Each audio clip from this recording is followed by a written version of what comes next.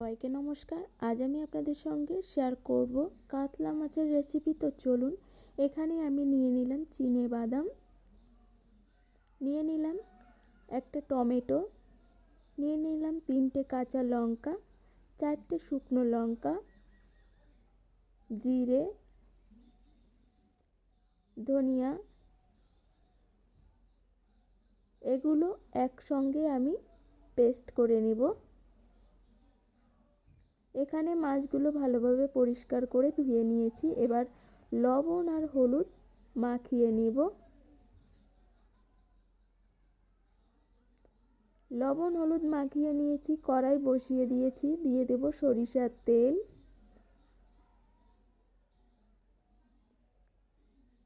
এই তেলের মধ্যে দিয়ে দিব একটুখানি হলুদ, যাতে মাছগুলো লেগে না যায়।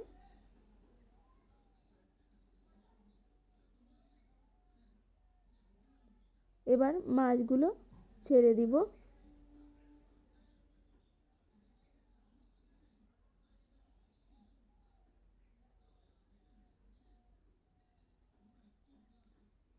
তো এক পাশ ভাজা হয়ে গিয়েছে, অপর পাশ উল্টে দিলাম। উল্টে পাল্টে মাছগুলো ভেজে নিয়েছি, এবার নামিয়ে নিব।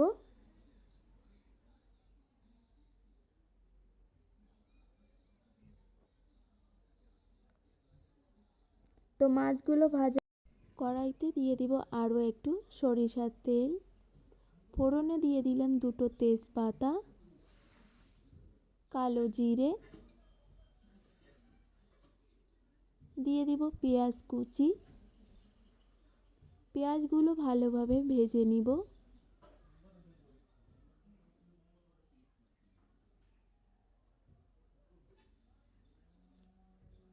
তো পেঁয়াজগুলো ভাজা হয়ে গিয়েছে, এবার পেস্ট করা মশলা দিয়ে দিলাম। মশলার বাটি ধুয়ে দিয়ে দিলাম জল, পরিমাণ মতো হলুদ গুঁড়ো, স্বাদ অনুযায়ী লবণ। এবার মশলা ভালোভাবে কষিয়ে নিব।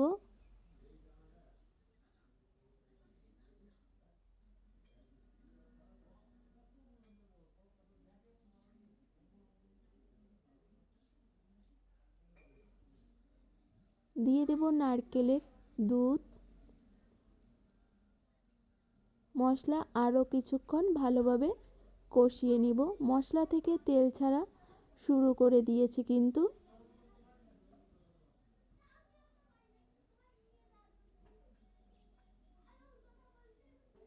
মশলা থেকে একদম কিন্তু জল টেনে গিয়েছে। এবারে আমি দিয়ে দেব পরিমাণ মতো জল।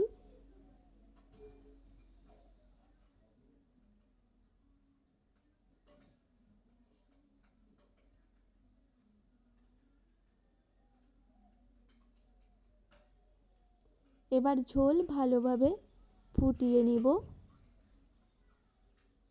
ঝোল ফোটা শুরু করে দিয়েছি, এবারে দিয়ে দেব ভেজে রাখা মাছ।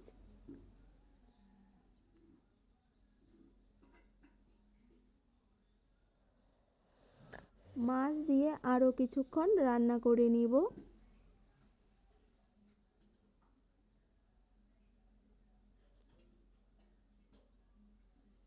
দিয়ে দেব 1 চামচ ঘি। তো রান্নাটা প্রায় হয়ে এসেছে।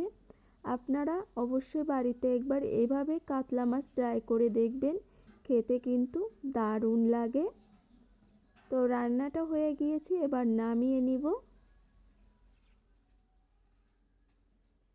দেখতে যতটা সুন্দর হয়েছে, খেতেও কিন্তু দারুণ ছিল। রেসিপিটি ভালো লাগলে লাইক, কমেন্ট, শেয়ার করে দেবেন। সবাইকে ধন্যবাদ।